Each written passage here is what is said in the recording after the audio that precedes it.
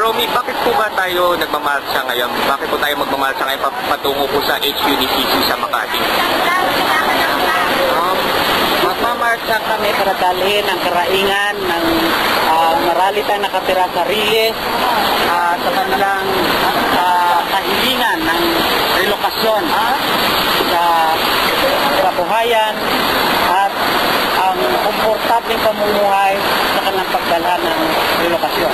Ang kahilingan lamang ng Alyansang Moralitang Pilipino na ang social cost na kaloob na kabahagi ng project cost ay maibigay upang pangasiwaan ng organisasyon ang sariling palupa para hindi na madisimulis ang mga tao na nanirahan sa Riles at ganun din ang mga komunidad na nanirahan dyan sa tabing ilog na sa ngayon may desisyon ng Korte Suprema na linitin ang kapaligiran ng Manila Bay. Sir, matagal na po ba itong problema to, sir, ng mga residente po dito, sir, sa Calabarzon, sa South Riles, sa Manila Bay, sir? Matagal na ang problema yan at ang ginagawa ng gobyerno ay para mga basurang tinatapon ng mga tao na hindi pinaplano ang kanilang paglalagyan tulad ng relokasyon, kabuhayan ng mga tao doon sa kanilang paglilipatan.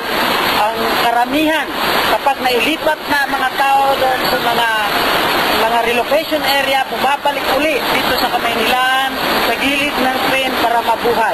Survival na lang ang kanilang kabuhayan para mananatili sa lipunan ito. Sir, ikwenta niyo po, sir, sa amin kung ano po ba yung typical na buhay po dun, sir, ng mga nakatira po, sir, sa mga lugar po na iyon, sir. Yung mga i-demolish po, sir.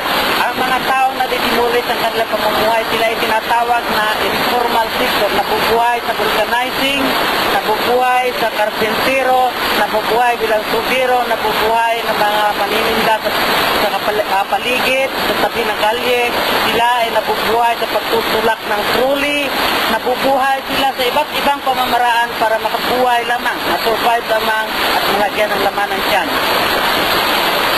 Sir, tag po lang. Tapos ito tuloy natin ito sa interview sa dito, sir. Teka lang po. Pero sir, ito pong problema to, sir, ng ano, itong problema, sir, ng yung banta ng demolition, sir. Kailan po ba, sir, nagsimula po ito, sir? Mamaya, no? Apo. Dito pa tayo mo, sir. Apo. Ang bikutan, apo, tapos na. Yung bikutan, sir, na-demolish na po. Apo. Dahil idinaan sa local government ang pangangasiwa sa halip na 50,000 ang tanggapin sa bawat pamilya na karating sa kanila, 2,000. Malaki yung bawas. Ibig na magkano, sir? 50,000 po? 50,000 something. Apo. Ang tatanggapin, no? Sa bawat pamilya na nakarating 2,000 dahil sa bureaucratic na ginagawa o corruption na ginagawa ng local government officials. Tapos, sir, doon po, sir, sa ibang mga area po, sir, na ma-apektuhan po dito, sir, ng rehabilitation, sir. May mga na-demolish na rin po ba sa ibang lugar? Mayroon na. Ito mabaan ang bikutan hanggang Alabang. Bikutan hanggang Alabang, sir. Kamusta naman, sir, yung mga na-demolish po doon, sir, kung gano'ng kababa lang ang inano? Nailipat nila sa Timbao na mga biktima ng demolition, makikita mo muli, nandiyan sa bikutan. At minsan, nagtatayo na lang ng tulda-tulda ng payong at doon na natutulog. Doon na lang, sir, na... Para lang sila mabuhay kasi ang hanap buhay nila, nagtitinda sa tabing kalsada ng bikutan.